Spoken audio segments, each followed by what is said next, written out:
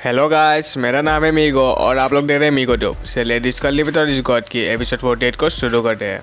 तो guys, episode की शुरुआत होती है रॉयल कैपिटल अरेना से, जहाँ पर फर्स्ट राउंड स्टार्ट होने वाला होता है और अनाउंसर सभी फाइटर्स से कहते हैं कि तुम लोग अपने एबिलिटीज़ का और वेपन्स का इस्तेमाल कर सकते हो, पर तुम लोग अपने ओपोनेंट्स के लाइफ को डेंजर में नहीं डाल सकते और तुम लोग कल्टिवेशन मॉरल कोड के खिलाफ कुछ नहीं कर सकते।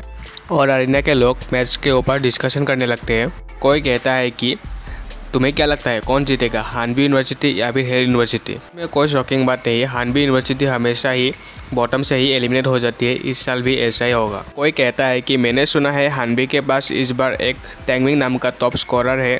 कोई कहता है कि आखिर इसमें कौन सी बड़ी बात है, वो बस एक ग्रेड 2 का कल्टिवेटर है और वो भला कौन सा तीर मार लेगा। और इन सब डिस्कशंस के बीच में फर्स्ट राउंड स्टार्ट हो जाता है, जहाँ पर हम टॉम्बॉय गर्ल और उसके ओपोनेंट को देखते हैं अरीना में।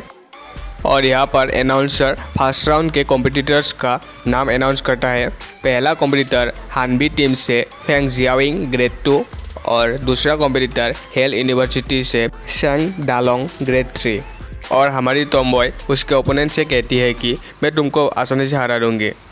और तभी सेंग डालोंग बहुत ज़्यादा गुस्सा हो जाता है और उससे कहती है कि तुम बहुत ज़्यादा बोलते हो और देखते हैं तुम कितने टाइम मेरे आगे टिक पाते हो।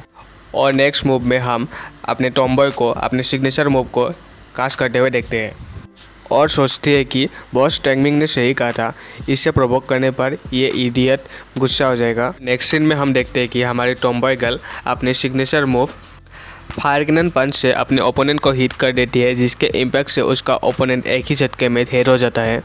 और इसी के साथ हमारी टॉम्बॉय फर्स्ट राउंड को जीत लेती है, जिसे देखकर अरीना के लोग बहुत ज़्यादा शॉक्ड हो जाते हैं और कहते हैं कि क्या एक ग्रेड 2 के कल्टिवेटर ने ग्रेड 3 के कल्टिवेटर को हरा दिया।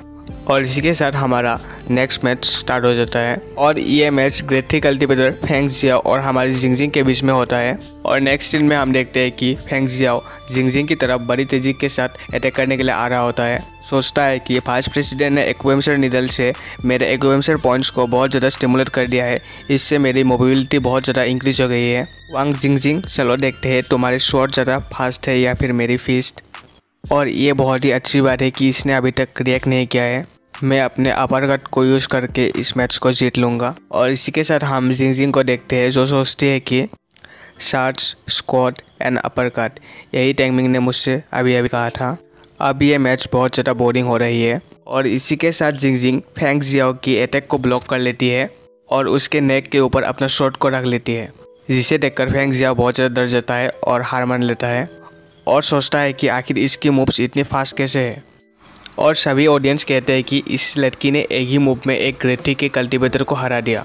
और तभी थर्ड मैच शुरू होता है और हम देखते हैं कि जियाओ किंग अरीना के रिंग की तरफ आ रही होती है। और नेक्स्ट सीन में हम देखते हैं कि टैंगमिंग और जिंगजिंग एक दूसरे को हाई फाइव देते हैं और टैंगमिंग कहता है कि तुमने बहुत अच्छा किया जिंगजिंग, और जिंगजिंग कहती है कि थैंक यू, पर यह बहुत ही आसान था। और यहाँ पर हमारा मोता जाओफी के फादर को दिखाया जाता है, जो हानबी और हेल दोनों यूनिवर्सिटीज़ को सपोर्ट कर रहे थे, जिसको देखकर सभी लोग कहते हैं कि आखिर ये आदमी किसको सपोर्ट कर रहा है।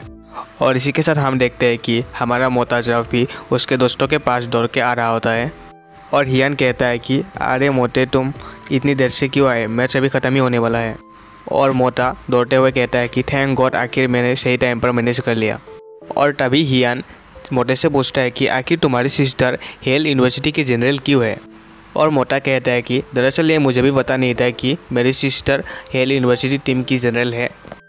और तभी हमें प्रोफेसर युवा को दिखाया जाता है, जो सोचता है कि मुझे नहीं लगता कि मुझे इनको बताना चाहिए कि जो स्टूडेंट्स वार्म होल के अंदर ट्रेनिंग के लिए गए थे, वो लोग बहुत ही बुरी तरह से इंजर्ड हो गए हैं और हेल क्लब प्रेसिडेंट भी उनमें से एक ही है। और इसी के साथ हमें अरीना के रिंग में जाओ किंग और टैंगमिंग को दिखाया जाता है और जाओ किंग टैंगमिंग से कहती है कि तुम मेरे बारे में ज़्यादा मत सोचना, तुम होल्ड बैक मत करना। और टैंगमिंग कहता है कि तुम टेंशन मत लो, मैं नहीं करूँगा। और इसी के साथ थर्ड मैच स्टार्ट हो जाता है और टैंगमिंग और जाओ किंग दोनों अपने अपने फाइटिंग पोजीशन में आ जाते हैं। और जाओ किंग अपने की के इस्तेमाल से टैंगमिंग के ऊपर तेज़ी के साथ अटैक करने आती है और टैंगमिंग उसके अटैक को एक ही हाथ से ब्लॉक करता है और कहता है कि तुम बहुत ज़्यादा स्लो हो और बहुत ज़्यादा कमज़ोर हो। और जाओ किंग बहुत ज़्यादा थक जाती है और सोचती है कि मैंने सोचा ही था टैंगमिंग भले ही एक फ्रेशमैन है, पर इसके पावर लेवल और मेरे पावर लेवल में एक बहुत ज़्यादा डिफरेंस है। मैंने अपनी सारी की इस्तेमाल कर दी, क्या मुझे अभी हार मान लेना चाहिए? और तभी टैंगमिंग अपने फिंगर से जाओकिंग के फोरहेड पर टच करता है और कहता है कि इतनी जल्दी हार मत मानो, मैच अभी तक ख़त्म नहीं हुआ है। तुम अपने हिप्स का इस्तेमाल करो फोर्स को एक्सर्ट करने के लिए और अपने इनर की को अपने बॉडी में सर्कुलेट करो। तुम ये करो तो देखना तुम बहुत ज़्यादा तेज़ी के साथ मूव कर पाओगे। और जाओकिंग अपने ऑरा को रिलीज़ करती है और कहती है कि मैं समझ गई, अब तुम मुझसे बच के रहना। और टैंगमिंग कहता है कि ठीक है तो फिर अभी आओ। और हम देखते हैं कि जाओकिंग एक बहुत ही पावरफुल किक को टैंगमिंग की तरफ मारती है और टैंगमिंग कहता है कि तुम्हारी स्ट्रेंथ और स्पीड बहुत ही अच्छी है। और इसी के साथ टैंगमिंग उसके किक को ब्लॉक कर लेता है और इसे पैर और कंधे से पकड़कर उठा लेता है। और तभी हम जाओकिंग को देखते हैं जो बहुत ज़्यादा शर्मा जाती है और कहती है कि टैंगमिंग तुम बहुत ज़्यादा अमेजिंग हो, मैं तुम्हारे खिलाफ नहीं जीत सकती। और टैंगमिंग उसको हाथों में पकड़ते हुए कहता है कि तुम जब तक ट्रेनिंग करोगी तब तक तुम इम्प्रूव करती रहोगी। और जाओकिंग शर्माते हुए कहती है कि तुम्हारा बहुत बहुत शुक्रिया टैंगमिंग, पर क्या तुम मुझे अभी नीचे उतारोगे? और गाइस इसी के साथ हमें यहाँ पर मैच के रिजल्ट्स को दिखाया जाता है, जहाँ पर हानबी 3 राउंड से जीता होता है और हमारा सीन कल्टिवेशन एलायंस के मेंबर्स की तरफ शिफ्ट होता है। और इनमें से एक सबऑर्डिनेट कहता है कि इनकी फाइटिंग स्पिरिट बहुत ही कमाल की है और एक सबऑर्डिनेट कहता है कि ये एलायंस में ज्वाइन होने के लिए आपस में कॉम्पीट कर रहे हैं जिससे कि ये इनक्रेडिबल रिवॉर्ड्स को ले पाए, इसलिए ऑफकोर्स ये अपना सब कुछ लगा देंगे। और एक सबऑर्डिनेट कहता है कि तो इसमें इतना ज़्यादा खुश होने की कौन सी बात है, क्या तुम उस रिपोर्ट को भूल चुके हो जो हमें टूर्नामेंट के शुरू होने से पहले मिली?